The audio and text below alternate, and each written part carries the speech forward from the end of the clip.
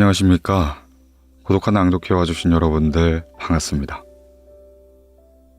오늘 고독한 낭독회에서는요, 웨인 다이어의 치우치지 않는 삶이란 책 준비하였습니다. 치우치지 않는 삶이란 책은요, 행복한 이기주의자의 작가로 유명한 웨인 다이어가 노자의 도덕경을 현대사에 맞게 풀어낸 책인데요.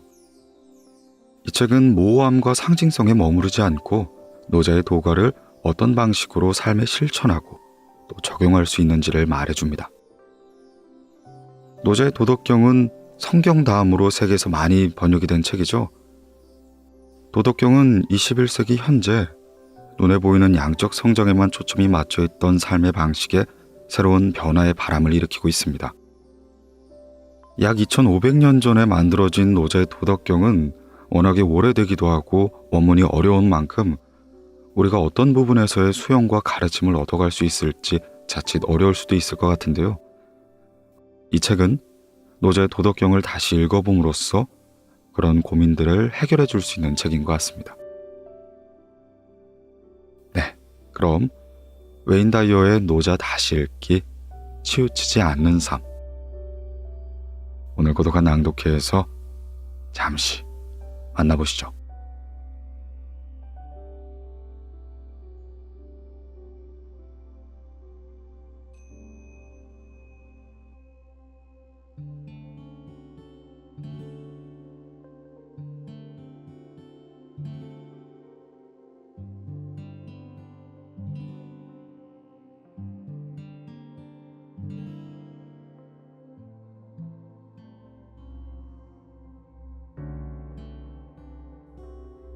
(1장)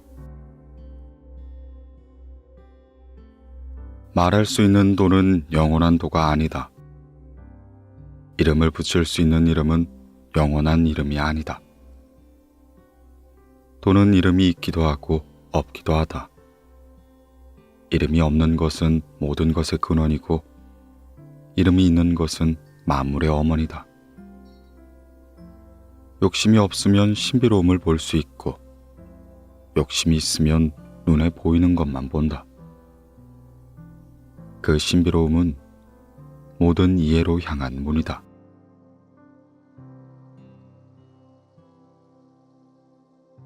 신비로운 삶. 도덕경의 첫 번째 장에서 노자는 우리에게 도는 이름이 있기도 하고 없기도 하다라고 말한다. 서구적인 사고로 볼 때 이 말은 명백히 모순이고 실제로도 이 말은 모순이다. 이러한 모순적인 생각은 음양 사상이나 여성성과 남성성, 그리고 사물의 이것과 저것을 동시에 묘사할 수 있는 동양적인 사고에 뿌리를 두고 있다. 반면 서양 사람들은 이런 반대되는 개념들을 양립할 수 없는 것으로 보는 경향이 있다. 도는 모든 것이 시작되는 알 수도 볼 수도 없는 영역이지만 그와 동시에 모든 것의 내면에 존재한다. 이 볼 수 없는 신비로움을 보고자 할 때 우리는 형태를 가진 외부 세계의 관점에서 이를 규정하려고 한다. 이에 노자는 그 신비로움을 보려고 애쓰지 않아야 비로소 그것을 볼 수 있다고 말한다. 이에 관해 내 방식으로 표현하자면 마음을 내려놓고 신에게 맡기는 것이라고 할 수 있다. 그럼 어떻게 그럴 수가 있을까? 한 가지 방법은 원함과 내버려둠이 마치 하나로 이어지는 물체의 양 끝처럼 다르기도 하고 같기도 하다는 걸 인식함으로써 더 많은 모순된 생각들을 실행에 옮기는 것이다. 원한다는 것은 우리가 잘 받아들일 수 있도록 조건을 만드는 것이다. 즉, 받아들이기 위해 내면의 세계를 준비하는 셈이다. 노자는 도의 신비로움을 알거나 보고자 한다면 다양한 징후를 통하여 그 흔적을 볼 수 있지만 그것이 도 자체는 아니라고 말한다. 그러나 이 원함이라는 땅으로부터 신비로운 도는 만개하기 시작한다. 이것은 마치 원함이 내버려둠으로 변하는 것과 같다. 원함이 흔적을 본 사람들의 것이라면 내버려둠은 신비로움 그 자체를 본 사람들의 것이다. 노자가 들려주는 이야기에 귀를 기울이면 우리가 살고 있는 세상에는 이런 모순의 사례가 얼마든지 있음을 알게 된다. 달콤한 토마토와 수선화를 가꾸면서 원하는 것을 생각해보라. 그러나 우리가 할 수 있는 건 그들이 자라도록 내버려두는 것이 전부이다. 이번엔 생활 속에서 원하는 것과 내버려두는 것이 어떻게 다른지 생각해보자. 예를 들면 잠자리에 드는 것과 잠자기를 원하는 것, 살을 빼는 것과 살 빼기를 원하는 것, 사랑하는 것과 사랑하길 원하는 것 사이의 차이를 살펴보라. 도에서 이런 사례들 속에서 원하지 않음은 믿고 허락하고 내버려두는 것임을 알 수 있다. 원함은 원하지 않음의 시작이고 토양이며 또한 내버려둠의 처음이자 근본이다.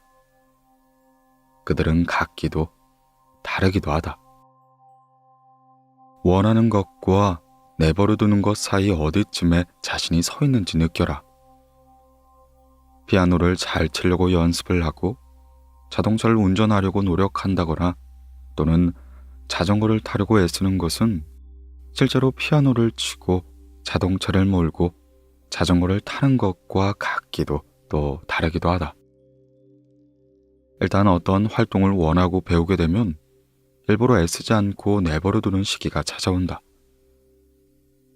여기서 중요한 건 자신의 몸 안에서 이 노력과 내버려둠의 차이를 인식하는 것이다. 그리고 그때서야 비로소 힘들이지 않은 후자의 느낌을 알게 된다.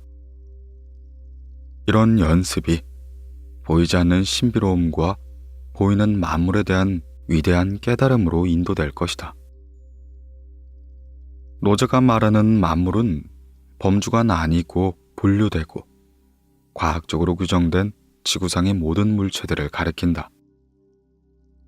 이것은 우리가 말하고 생각하는 것들을 전달하고 확인하는 데 유용하다.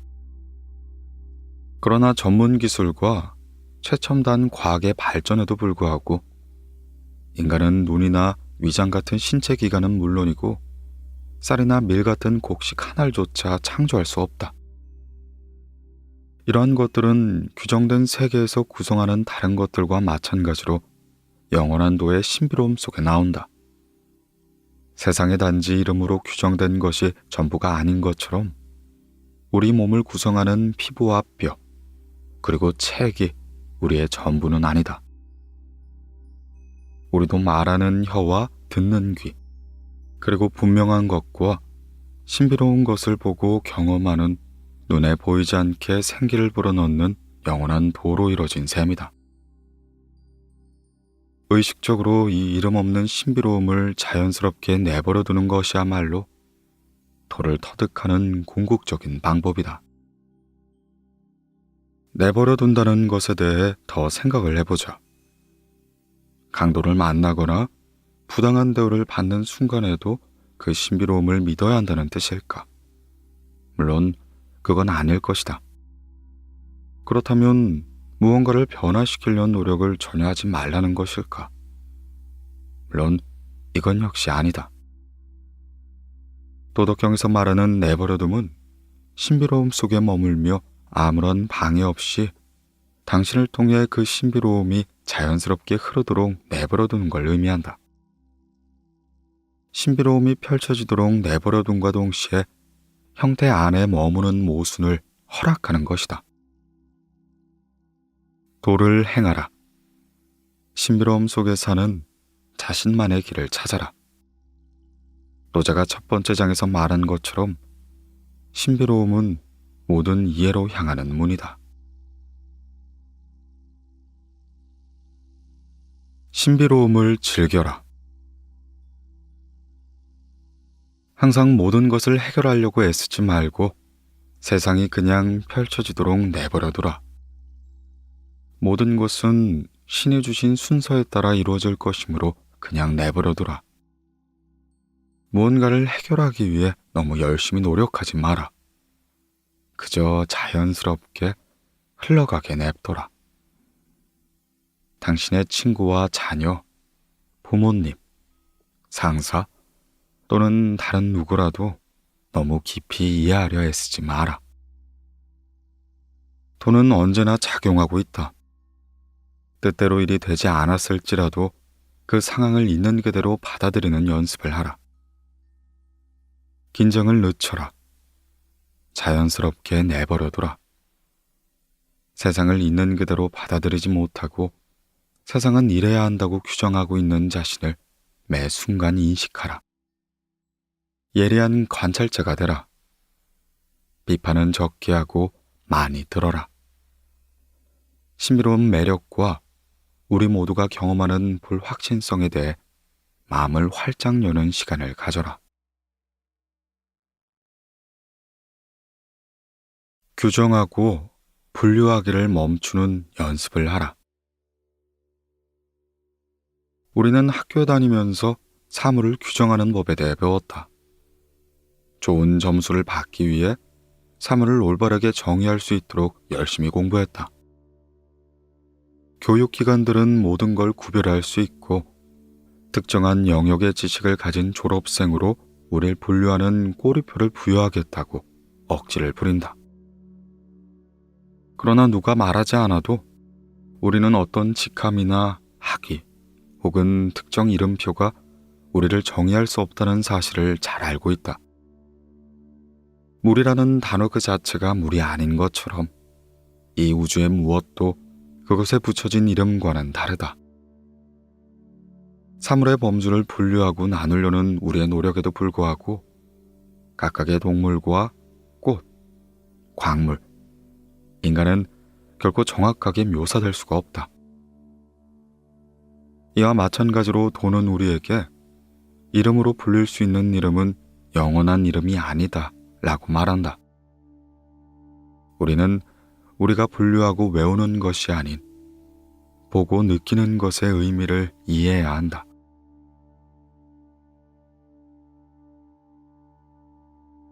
지금 도를 행하라.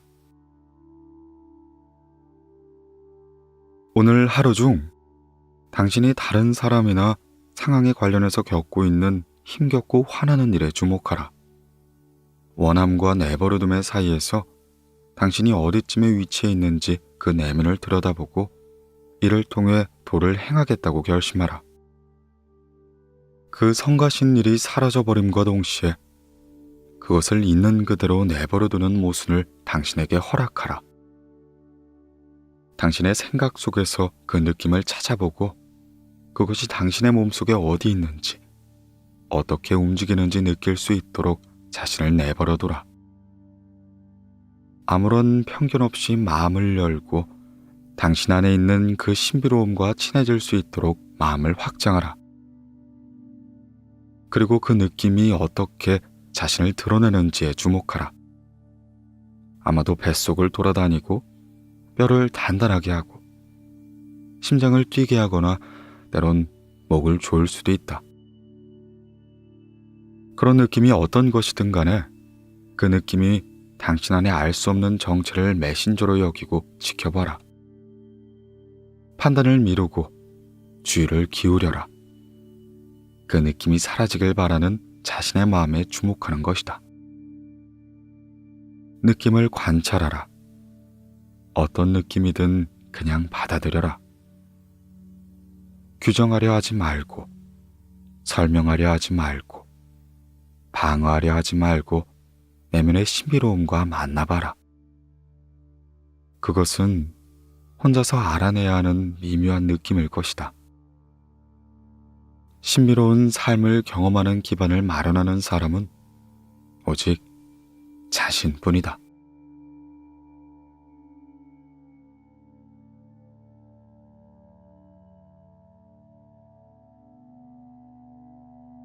이장 세상 모두가 아름다움을 아름다움으로 보는 것은 추함이 있기 때문이다. 착한 것을 착하다고 아는 것은 착하지 않음이 있기 때문이다. 있음과 없음은 서로를 만들어낸다. 어려움은 쉬움 속에서 태어난다. 긴 것은 짧은 것으로 인해 정해지고 높은 것은 낮은 것으로 인해 결정된다. 앞과 뒤는 서로 함께하는 것이다. 그래서 성인은 드러내는 이원성과 모순된 조화에 마음을 열고 산다. 성인은 노력하지 않음으로 행하고 말하지 않고 가르친다. 기르되 소유하지 않고 일하되 보답을 바라지 않으며 겨루지만 결과를 위한 것이 아니다. 일은 끝나면 잊힌다. 이것이 영원히 지속되는 이유이다.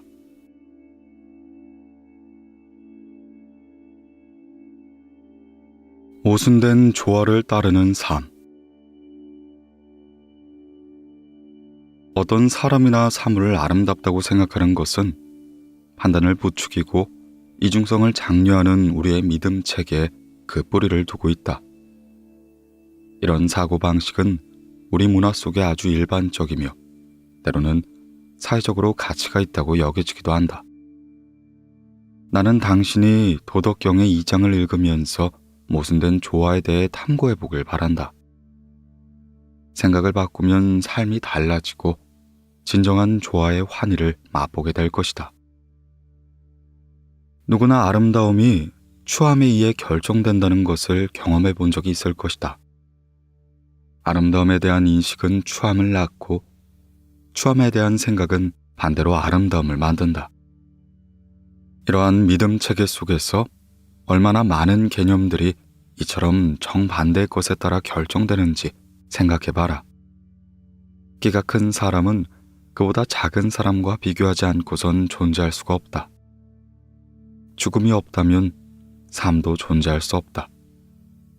낮은 밤과 대치를 이루고 여성의 반대편에 남성이 있다. 그런데 이 모든 것을 반대되는 구조로 보지 않고 완전한 하나의 일부로 생각한다면 어떻게 될까?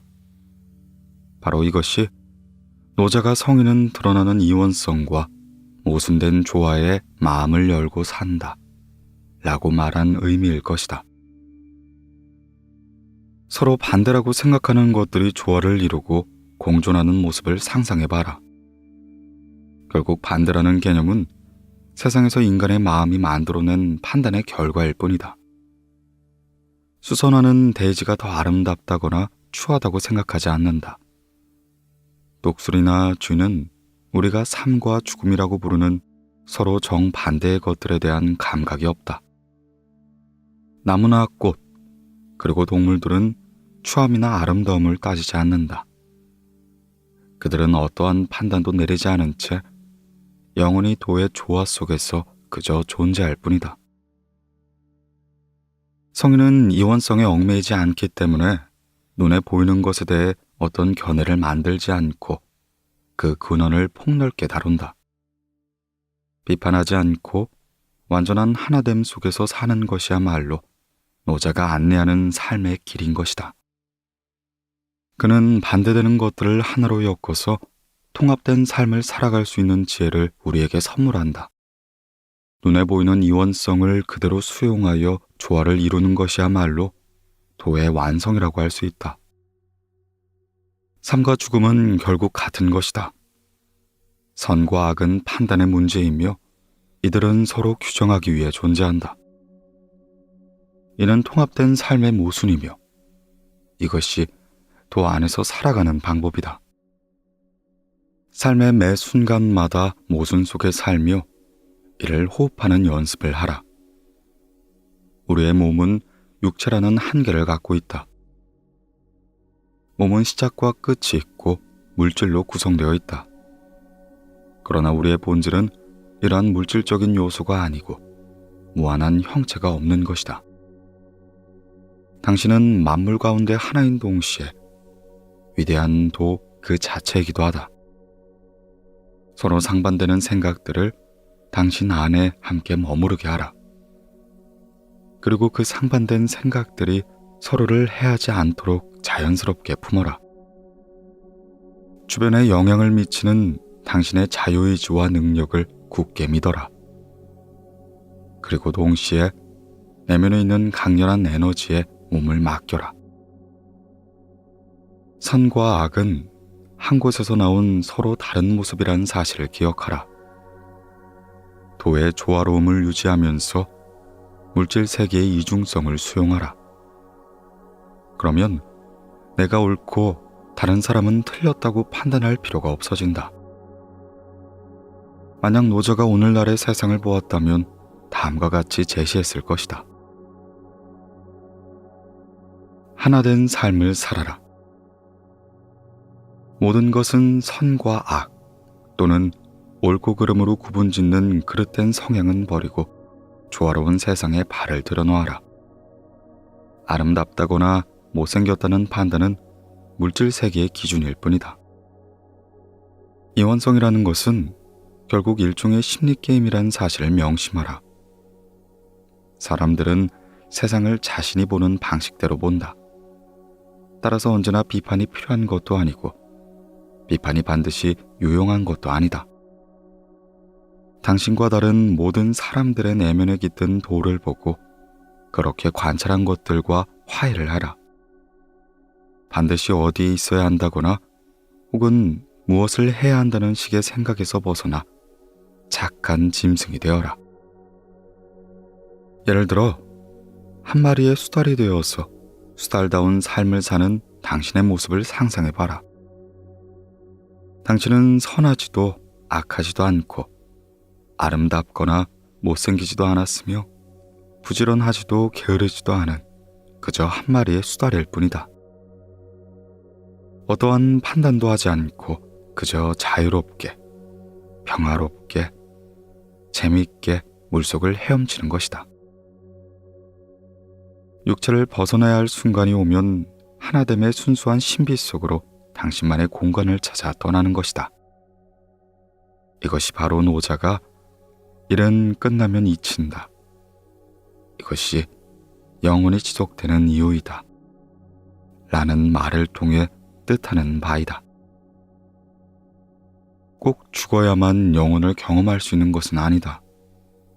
살아서 육체를 지니고도 얼마든지 자신의 진정한 자아를 찾을 수 있다. 숨어있던 이원성과 판단의 문제가 다시 수면 위로 떠오르면 이들은 그저 완전한 통합의 일부라고 생각하고는 그대로 내버려 두라. 도를 실천하면 다른 사람들이 이분법의 논리를 만들어낼 때조차 항상 하나됨을 유지할 수 있다.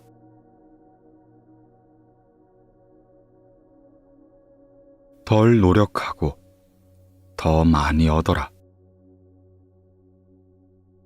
노력은 전체의 한 조각일 뿐이다. 나머지 조각은 바로 노력하지 않음이다. 이제부터 이러한 두 가지를 함께 버무리는 것이다. 이것이 바로 결과에 연연하지 않는 노력하지 않는 행함이다. 이것은 누군가와 함께 춤추는 것과 같다. 동작을 취하고 위치를 생각하며 음악을 듣는 것 동시에 이루어지도록 풀어주는 것이며 상대에 따라 쉽게 움직이도록 자신을 내버려 두는 것이다. 서로 반대라고 말하는 것들을 비판하거나 두려워하지 말고 조화롭게 하나로 묶어봐라. 어떤 행위를 수고스러움이라고 부를 때는 열심히 노력하는 것이 그렇지 않다는 것보다 낫다는 믿음을 내포하고 있다. 그러나 노력한다는 것은 노력하지 않는다는 것에 대한 상대적인 믿음 때문에 존재할 수 있다. 길에 떨어진 휴지 조각을 주우려고 노력하는 것은 실제로 휴지를 주운 것이 아니다. 그리고 일단 휴지를 주워 올리면 노력하는 것과 노력하지 않는 것 사이의 관련은 이내 사라지게 된다. 우리는 노력과 수고라는 단어가 담고 있는 판단에서 벗어나 자유롭게 행동할 수 있음을 상기해야 된다. 당신은 결과에 연연하지 않은 채 경쟁할 수 있다. 상반되는 개념을 없애면 모순적이게도 그들을 하나로 통합하게 되고 결국 더 이상 한 입장에 서서 상대를 규정할 필요가 없어진다. 만약 노자가 도덕경의 2장을 오늘날의 언어로 표현한다면 이렇게 말할 것이다. 그저 존재하라. 지금 도를 행하라. 오늘 자신을 변명하거나 설명할 수 있는 기회가 생긴다면 그러지 않는 쪽을 택하는 것으로 도를 행하라. 그 속에서 마음가짐을 바꾸고 그 기회를 온몸으로 느끼며 오해의 본질을 깨달아라. 설명하고 변명하는 방식을 통해 문제를 쉽게 해결하기보단 지금 그대로의 상황과 어우러져 그저 존재하라. 옳고 그름이란 이원성에 빠져들지 마라. 모순된 통합, 즉 다양한 스펙트럼이 존재하는 하나됨 속에 머물기로 결정한 자신의 선택을 축하하라. 현명함을 기꺼이 실천하는 당신의 마음과 그럴 수 있도록 해준 그 기회에 대해서도 이내 감사하라.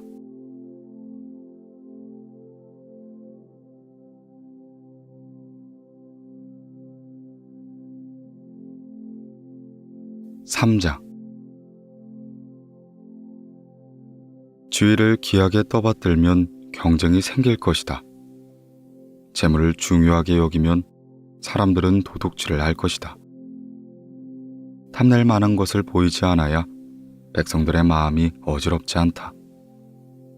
성인이 다스릴 땐 백성의 마음과 가슴을 비우게 하고 뜻을 약하게 하며 뼈를 강하게 한다. 노력하지 않음으로 행하라. 행함이 순수하고 자기가 사라지면 모든 것은 완전히 제자리를 찾는다. 만족하는 삶. 만족스러운 삶을 살기 위해서는 삶의 우선순위를 다시 조정해야 한다.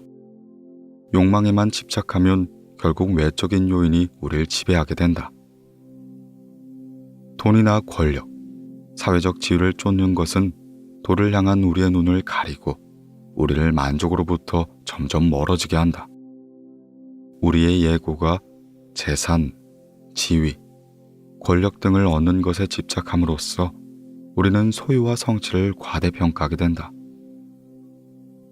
도덕경은 우리에게 도둑질과 논쟁과 혼란으로 내모는 삶의 방식을 과감히 버리라고 말해준다. 늘 감사하는 마음 속에서 도를 행하는 습관이야말로 우리를 만족스러운 삶으로 이끈다. 우리는 개인적으로 욕망이 아닌 도의 중심에 둔 질문을 품어야 한다. 어떻게 하면 도움이 될 수 있을까? 이렇게 생각을 바꾸면 우리의 삶은 크게 달라질 것이다. 노력하지 않음을 행하면 모든 것이 완전한 자리를 찾는 것이라는 말은 나태하고 실패한 사람들을 위한 변명처럼 들리기도 한다. 하지만 이것은 노자가 전하고자 하는 바가 아니다. 우리에게 빈둥거리며 아무것도 하지 말라는 것이 결코 아니다. 또에 따르면 예고가 이끄는 욕망보다 차원이 높은 원칙과 근원이 당신에게 방향을 제시하고 올바른 길로 인도할 것임을 말하는 것이다. 신성하고 근원적인 그 길엔 에고의 욕심이 끼어들기도 한다. 에고를 버려라. 그리고 도가 이끄는 방식을 따르라. 극도로 화가 난 상태라면 어떨까? 이 경우에도 도를 따르라. 에고의 속박에서 벗어나라고 속삭이는 내면의 소리에 더 귀를 기울여라. 그러면 역설적이게도 당신은 더 많이 이루게 될 것이다. 세상에 속된 논리에서 벗어나 당신의 내면에 있는 것이 자연스럽게 흘러나오도록 두어라. 그렇게 된다면 우리의 인생이란 오케스트라를 지휘하는 것은 더 이상 내가 아니다. 3장은 다스리는 법에 대한 조언들로 가득하다. 나는 이러한 조언들이 정치가나 경영자에만 한정되는 것이 아닌 우리의 자신과 우리가 함께해야 할 사람들의 삶을 향하고 있다고 생각한다. 즉, 우리 가족들과 우리가 매일 만나는 이 사회의 모든 사람들의 삶과 관련이 있다고 본다. 주변 사람들이 사회적 지위와 소유에 대한 욕심을 버리고 남을 도우면서 모든 이의 건강과 활력에 공헌할 수 있도록 독려하라. 그것을 실천하는 본보기가 되라. 누구나 자신의 영혼을 위한 소명을 가지고 있다. 창조의 근원은 물질적인 소유나 사회적인 지위 따위엔 관심이 없다. 그저 필요한 것을 줄 뿐이다. 그것은 당신과 모든 이들을 이끌고 가슴을 뛰게 하고 또 움직이게 할 것이다. 애고와 욕망이 줄어들수록 그 자리엔 도의 아름다움이 채워진다. 시기, 분노, 경쟁을 불러일으키는 이기적인 마음을 버리고 이내 도를 실천함으로써 다른 사람의 본보기가 되라. 만약 노자가 현대사에 있다면 도덕경의 3장에 뿌리를 둔 다음과 같은 충고를 건넸을 것이다. 행복해지는 방법은 없다. 행복은 그 여정에 있는 것이다.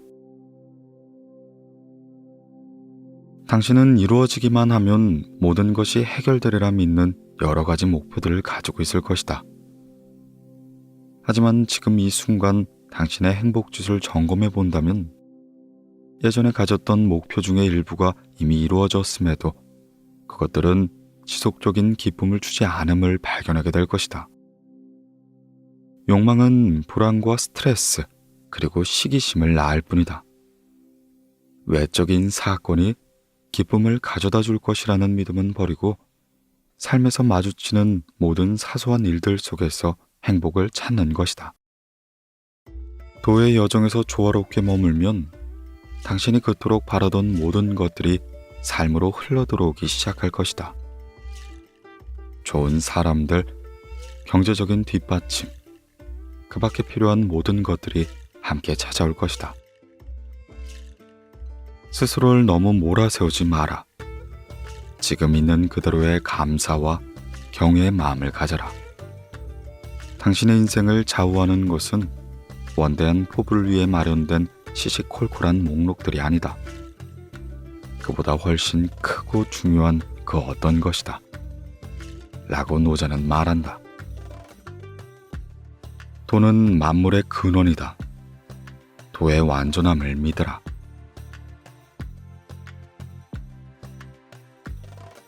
도는 당신의 내면에 존재하며 당신을 위해 작용한다. 하오니 도의 조화로움을 믿으라. 도는 당신이 어머니의 자궁 속에서 삶의 첫 9달을 보내는 동안 모든 욕구에서 자유로울 수 있도록 돌봐주었다. 당신이 태어나는데 필요한 모든 것들을 해결해 주었으며 당신이 도를 믿고 무의를 행한다면 도는 앞으로도 계속해서 그렇게 할 것이다. 원하는 것의 목록을 만들어 이름을 붙일 수 없는 도에게 넘겨주라. 그것들을 넘겨주고 그냥 믿으라. 그와 동시에 도의 안내에 귀를 기울이고 살펴봐라. 당신에게 필요한 것이라면 무엇이든 공급해주는 완전한 에너지와 당신을 연결하라. 에고가 할 일은 아무것도 없다. 영원한 도가 당신을 통해 작용하도록 자연스럽게 내버려두면 된다. 이것이야말로 노자가 오늘날 우리에게 주는 메시지이다. 다음은 헨리 데이비드 소로가 19세기 중반에 쓴 작품의 일부인데 도덕경의 제3장을 구체적으로 표현하고 있는 듯하다. 단 하루라도 자연처럼 유유히 살고 사소한 일로 인해 삶의 여정이 멀어지지 않도록 하자. 기적이 울리면 목이 쉬도록 울리게 내버려 두자. 종이 울리면 우리는 왜 달려가야만 하는가? 난 항상 내가 태어났던 그날만큼도 지혜롭지 못했음에 가슴이 아팠다. 당신 안에 현명함을 믿으라. 욕망이 당신과 도 사이 영원한 관계를 망치지 못하게 하라. 지금 도를 행하라. 오늘 무언가를 사야 한다면 주의 깊게 생각해보라. 도를 행하겠다고 마음을 먹고 도가 이끌어주길 기다려라. 당신이 그 무언가를 살 수 있다는 사실에 감사하고 내면의 소리에 귀를 기울인 채 가만히 있으라. 그러면 도가 느낌을 통하여 어떻게 해야 할지 알려줄 것이다. 도는 어쩌면 당신에게 그 물건을 사라고 할 수도 있고 감사하는 마음으로 그저 감상만 하라고 할 수도 있다. 또는 그것을 기증하거나 2개를 사서 하나는 당신이 갖고 다른 하나는 누군가에게 주라고 할 수도 있다. 그것도 아니라면 물건을 살 돈으로 자선단체에 기부하도록 하거나 그냥 사지 않도록 할 수도 있다. 매일 마주치는 상황 속에서 도를 실천하라. 그러면 더 깊은 만족을 느끼고 이해하게 될 것이다. 도덕경의 제3장에서도 행함이 순수하고 자기가 사라지면 모든 것이 완전한 자리를 찾는다 라고 말한다. 이것이야말로 내가 생각하는 만족의 의미이다.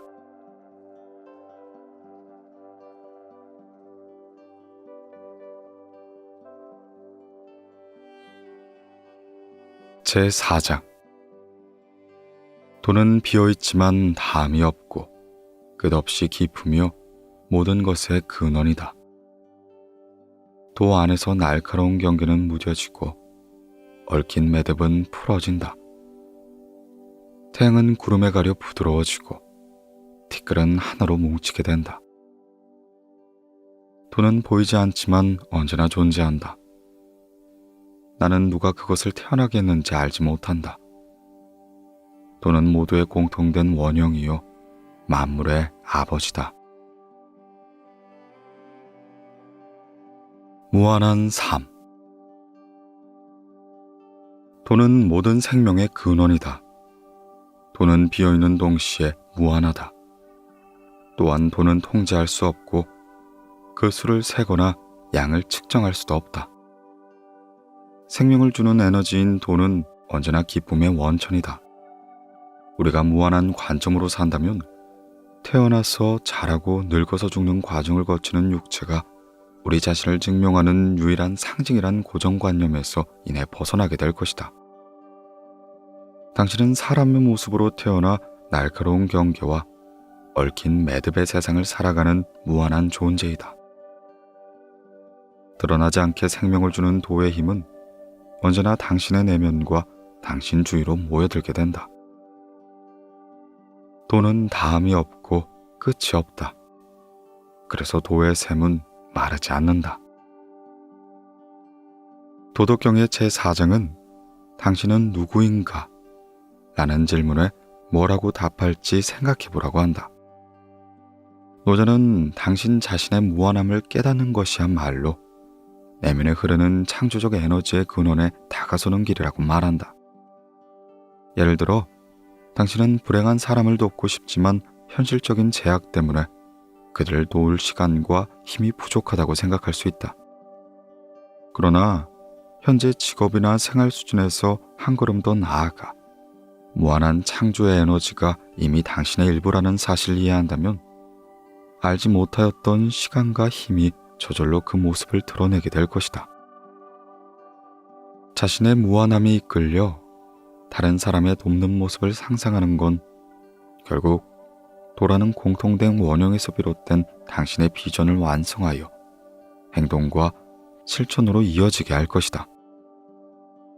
당신이 어떤 도움을 필요로 하건 그 모습이 바로 지금 이 자리에 존재한다는 절대적인 진실을 알게 될 것이다.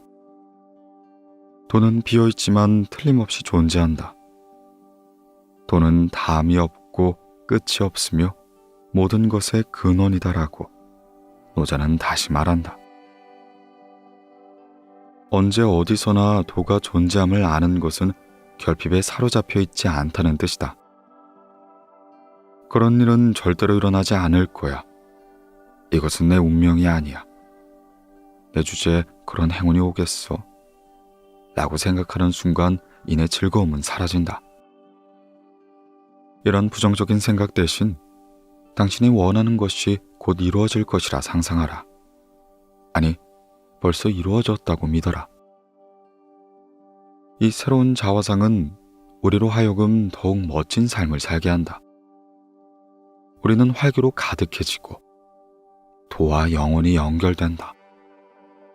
당신이 무한함 속에 산다면 모든 것이 제자리를 찾을 것이고 평화로운 행복을 맛보게 될 것이다. 이것이 바로 노자의 이야기가 오늘의 세상에 전달하는 바이다. 골칫거리처럼 보이는 모든 문제들은 영원한 도의 관점에서 바라봐라. 경제적으로 가난하게 느껴진다면 이 문제를 도의 관점에서 생각해보자. 세상의 다른 모든 것과 마찬가지로 돈도 개인이 필요한 것보다 훨씬 풍부하게 존재한다. 이 점을 이해하고 그 무한한 공급에 접속하라. 먼저 지금 내가 필요한 모든 것은 바로 여기에 존재한다 라고 스스로를 확신시켜라. 이러한 생각이야말로 무한한 본성에서 다가가 실천하게 만드는 강력한 힘이 된다. 도 안에서 조화롭게 머물면서 모든 문제를 이런 방식으로 접근하라. 잘 사는 데 필요한 모든 것은 우리 주변에 충분히 존재한다. 내키지 않고 불행하게 느껴지는 일에 힘을 쏟지 말고 도와 어우러져라. 결코 고갈되지 않으며 모든 것의 시작이자 창조적인 근원인 도 안에 머물러라. 도를 마음에 품고 느끼고 실천하게 된다면 도는 당신의 내면에서 당신을 위해 작용할 것이다. 무한의 관찰자가 되라. 변화의 신호가 나타나면 일시적으로 걱정과 근심이 생기기 마련이다. 이것은 변화의 단계에서 나타나는 일의 자연스러운 현상일 것이다. 무한한 관찰자란 입장에서 삶을 내려다보면 걱정, 불안, 갈등은 영원한 조화 속으로 녹아든다. 시간을 초월한 이런 관점으로 지금 당신이 걱정하고 있는 문제를 100년 혹은 1000년, 그보다 더 많은 세월이 흐른 후에는 어떻게 여겨질지 그려봐라. 무한한 도와 마찬가지로 우리 자신도 영원함의 일부라는 사실을 명심하라. 당신의 사고 또한 도와 일직선이 되도록 조율하라. 영원한 도 안에선 삶의 모든 날카로운 경계는 무뎌지고 얽힌 매듭은 풀어지며 티끌은 하나로 뭉친다. 지금 도를 행하라. 어떤 상황이라도 좋다. 하나를 골라 조용히 당신 생각에 귀를 기울여라. 친목 모임이나 업무상 회의 자리에 참석했다면 자신이 무한한 자아를 느낄 수 있도록 침묵 속의 텅 빔을 찾는 쪽을 택하라. 그리고 그 텅 빔이 대응을 해야 할지, 한다면 언제 해야 할지 결정해라. 세속적인 에고가 해석하고 판단하려 든다면 그것을 비판하거나 바꾸려 들지 말고 그냥 관찰해라. 차츰 많은 상황들 속에서 대응하지 않고도 편안함을 느끼고 즐거워할 것이다. 내가 스승으로 생각하는 인도의 철학자 니사르가다타 마하라지의 글을 잘 보이는 곳에 붙여주면 매일 읽고 싶어질 것이다.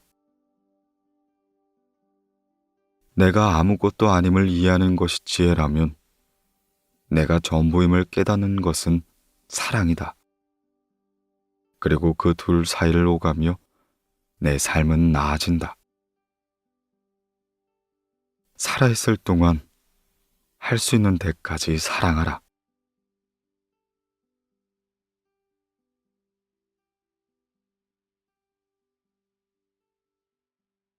제5장.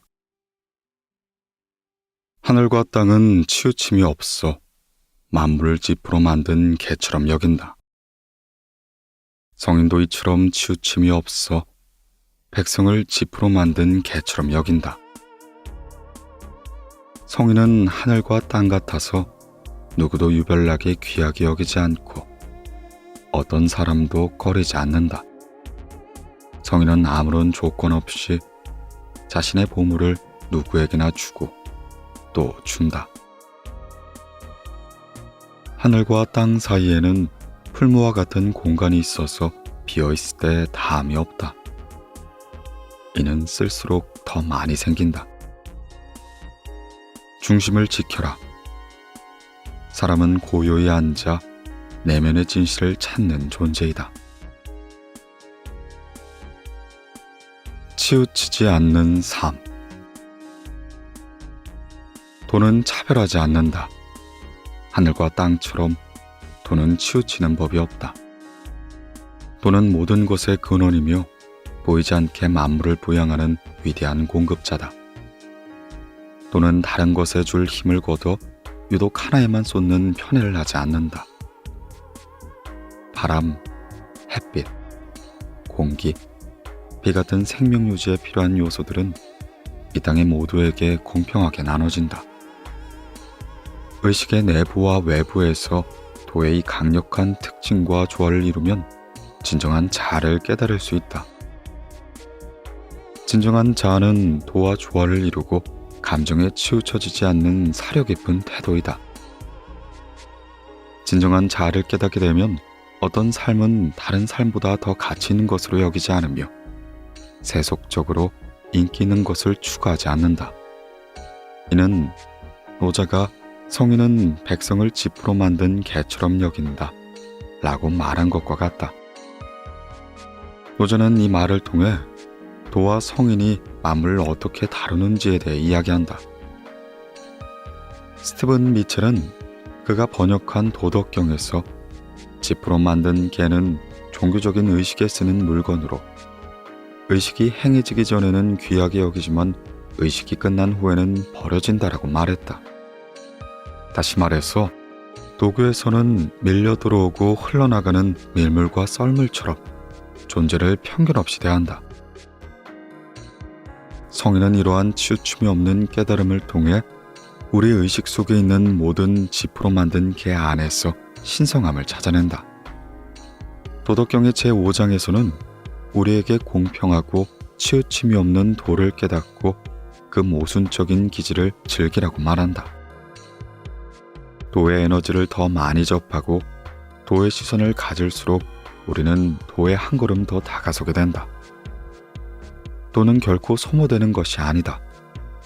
쓰면 쓸수록 더 많이 생겨난다. 그러나 우리가 도를 가두거나 저장하려고 한다면 어느새 부족해지고 한 움큼도 얻지 못할 것이다. 그런 고갈되지 않는 힘은 우리가 공평한 본질에서 무엇을 배제시키려고 하는 순간 이내 사라져버린다. 어느 누구도 다른 사람보다 특별하거나 우월하지 않다는 도의 가르침을 따르면 삶의 다양한 모습들은 그저 착각을 일으키는 눈속임일 뿐임을 알게 된다. 이러한 생각은 기독교의 성서의 가르침과도 같다. 아버지께서는 악한 사람에게나 선한 사람에게나 똑같이 해를 떠오르게 하시고 의로운 사람에게나 불의한 사람에게나 똑같이 비를 내려주신다. 마태복음 5장 45절.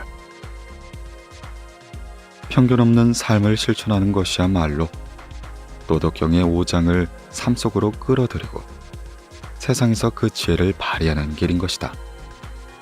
그렇기 때문에 나는 이것이 노자가 2500년 묵은 지혜를 통해 우리에게 전해주려고 하는 가르침이라고 생각한다.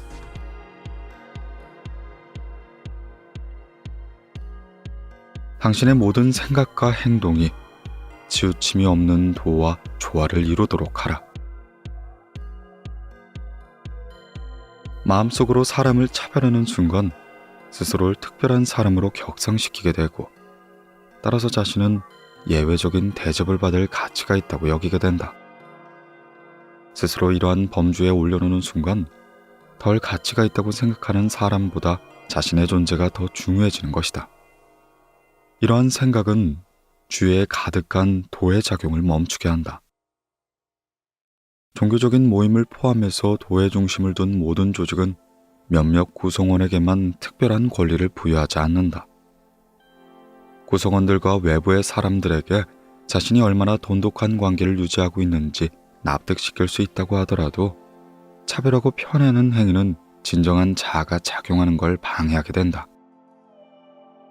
우리를 조각조각 분열하게 하는 생각이나 행동은 신에게서 나온 것이 아니다. 우리를 하나로 뭉치도록 엮어주는 것이야말로 신이 우리에게 준 선물인 것이다. 우리 안에 자리한 도에 초점을 맞추면 그러한 정신에서 벗어나지 않을 것이라고 조언한다. 보물을 모두에게 나눠줘라. 삼라만상의 모든 스펙트럼에 필요한 것을 골고루 나눠주는 것은 매 순간 도가 하는 일이다. 도를 따르는 과정을 간단하게 3단계로 생각해보자. 첫째, 내면에 존재하는 남에 대한 판단과 편견을 최대한 없애라. 이를 위한 가장 단순하고 자연스러운 방법은 모든 사람들 속에 존재하는 자신을 바라보는 것이다. 자신과 자신을 평가하고 판단하는 상대방 사이에 도라는 공통점이 있다. 지프로 만든 개에 불과한 겉모습이 아닌 당신이 만나는 사람들의 내면에 자리한 도를 발견하라. 그러면 그들을 비판하고 함부로 규정하려는 마음은 이내 사라질 것이다. 두 번째, 당신의 단어 사전에서 특별하다는 말은 지워버려라. 한 사람이 특별하다면 우리 모두가 특별하다.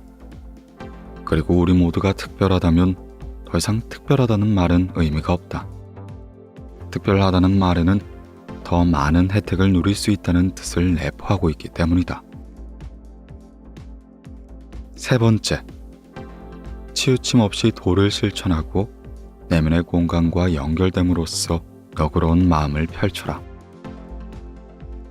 내면의 공간 속에 당신이 가지고 있는 것들이 자신만의 것이 아닌 전체의 일부라는 사실을 인식하게 되면 소유로부터 자유로워질 것이다.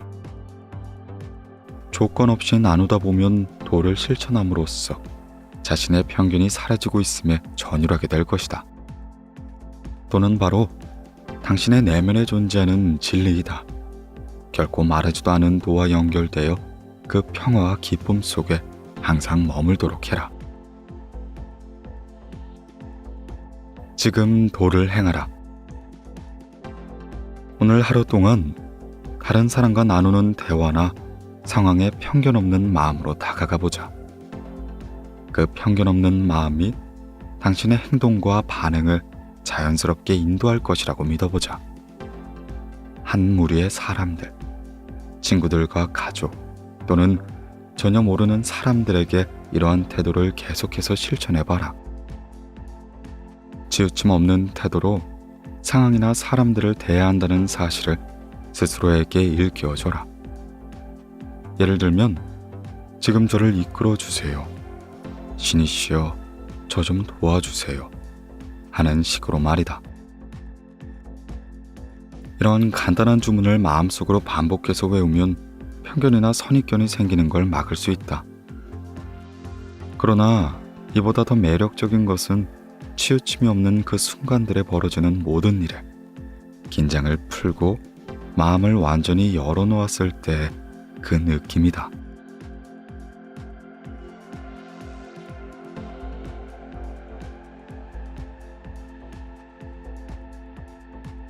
제6장,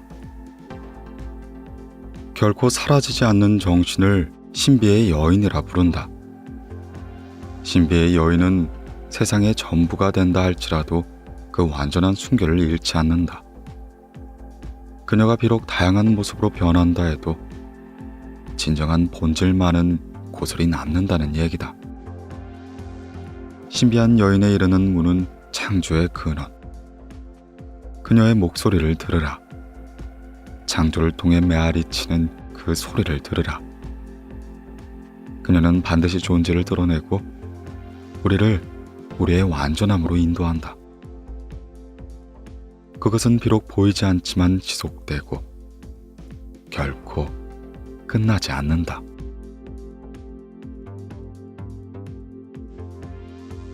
창조적인 삶. 육장에서 노자는 끊임없이 새로운 생명을 태어나게 하는 영원한 창조의 힘에 대해 이야기한다.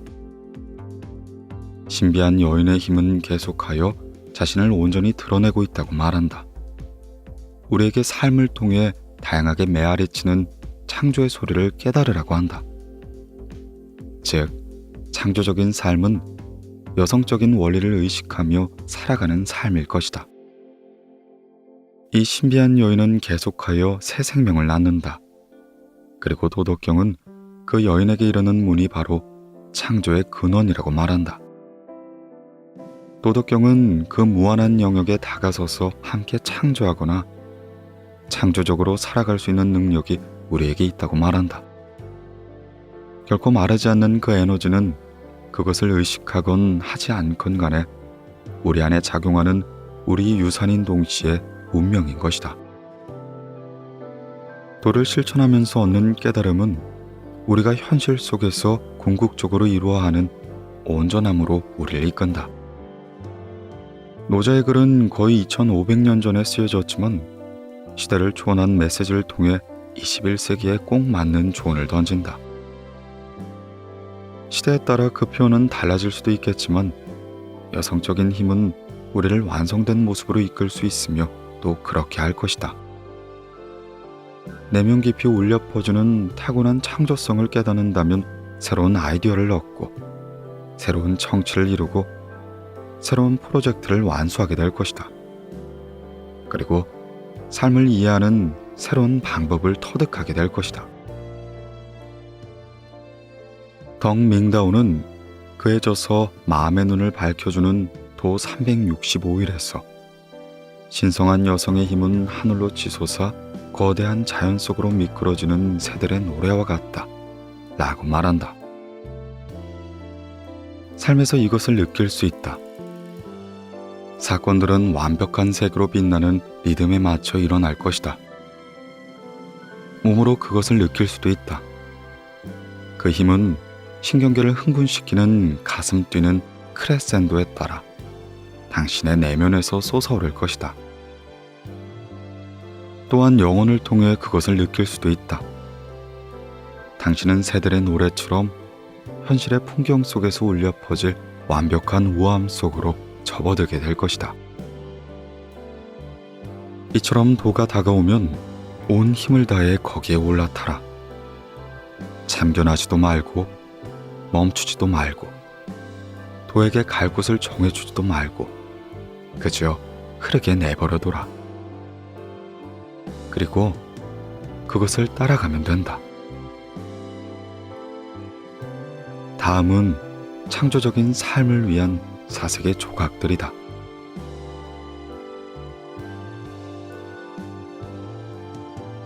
당신은 부모님이 아니라 위대한 영혼의 신성한 어머니인 도에 의해 태어났음을 깨달으라. 당신이 가진 에너지와 지속적으로 접촉할 때 비로소 진정한 지혜와 재능을 이 세상에 펼쳐 보이게 될 것이다. 도에서 처음 시작되었던 그 모습 그대로인 자신의 본질과 함께 어우러져 창조적인 일을 하게 될 것이다. 도는 무엇을 어떻게 창조할지에 대해 헷갈리는 법이 없는데 이것은 우리가 신비한 여인에게서 물려받은 유산이다. 내면의 외침에 귀를 기울여라. 다른 사람들이 당신의 삶을 이끌려고 하는 것에는 신경 쓰지 말라. 당신의 내면 아주 깊은 곳에 있는 그것을 향해 뻗어나갈 수 있도록 스스로를 놓아주도록 해라. 끝도 없고 고갈되지도 않는 재능과 능력, 그리고 지혜의 저장소가 당신의 내면에 있다. 이것은 의심의 여지가 없다. 당신이 어디에서 시작되었는지가 당신이 누구인지를 말해준다. 당신이 시작된 곳은 바로 이 모든 것을 포함한 끝없이 창조적인 신성의 어머니, 즉 도의 신비한 여인이다. 내면에서 소명으로 느끼거나 삶의 기쁨처럼 느껴지는 일이 있다면 이런 흥분이야말로 가슴속에 숨겨둔 열정을 현실로 만들기 위해 필요한 모든 증거이다. 이것이 바로 창조가 일어나는 방식이며 도와 조화를 이루는 힘인 것이다. 항상 창조적으로 생각하고 느끼고 행동하라. 하는 일마다 자신만의 고유성을 추구하라. 음악을 작곡하거나 컴퓨터 프로그램을 설계하거나 꽃을 장식하거나 치아를 치료하거나 아니면 택시를 운전하는 등의 무슨 일을 하더라도 자신만의 독창적인 방식으로 하라. 창조적이 된다는 것은 다른 사람들로부터 쏟아지는 비난과 편견에도 흔들리지 않고 내면의 목소리를 믿는 것이다. 또한 재능이 자연스럽게 발휘될 수 있도록 그것을 가로막고 있는 방해물을 이내 부숴버리는 것이다. 이 장을 다시 한번 읽어봐라. 그 중에서도 특히 그녀는 반드시 존재를 드러내고 우리를 우리의 완전함으로 인도한다. 라는 구절에 주의를 기울여라. 당신의 능력에 대한 불신과 공포를 이제 그만 내려놓아라. 창조적인 힘은 개인의 삶보다 위대한 동시에 삶 자체이기도 하다. 14세기 페르시아의 위대한 슈피 시인 하피즈는 다음과 같은 시를 남겼다. 지금 그 자리에 주저앉아라. 아무것도 하지 말고 그저 쉬어라. 신과의 결별, 사랑과의 이별. 이 세상에 이보다 고된 일은 없으니. 우리는 신성한 어머니와 연결될 때 창조적인 삶을 살게 될 것이다. 이것이 바로 도를 실천하는 길이다. 지금 도를 행하라. 오늘 하루는 주변에 있는 어린이들을 주의 깊게 살펴보자. 아직 문화적으로나 사회적으로 길들여지지 않는 어린이들이 가진 신비한 여성적 성향을 찾아보라. 타고난 기질을 고스란히 간직한 아이들이 보이는가? 그들의 모습에서 나타나는 도에게서 받은 재능으로 보이는 것에 주목하라. 그리고 이제 어린 시절의 자신을 떠올려보자. 세속적인 에고가 자리 잡기 이전, 돈이나 권력이 중요하다고 생각하기 전의 시간으로 이내 돌아가 보자. 과거의 당신은 어떤 사람이었으며 현재는 또 어떤 사람인가? 오늘 하루 아이들과 시간을 보내면서 그들이 아무런 방해도 받지 않고 온전히 도와 어울리는 모습을 유심히 관찰하라.